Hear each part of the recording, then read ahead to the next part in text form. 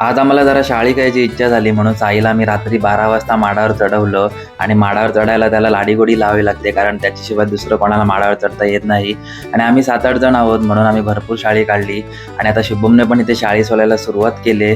नंतर मी पण जरा शाळी सोलायचं ट्राय केलं पण मला जमतच नव्हतं म्हणून मग सगळी सूत्र आता निरंजनने ताब्यात घेतलेत.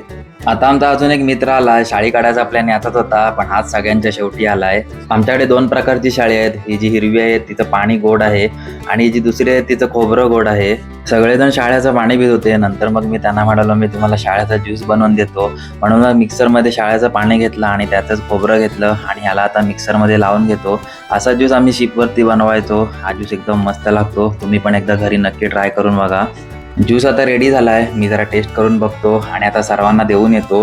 ज्यूस तर सगळ्यांना आवडला आहे. तुम्हाला पण जर व्हिडिओ आवडला असेल तर लाईक, कमेंट आणि आपल्या चॅनलला सबस्क्राईब करा.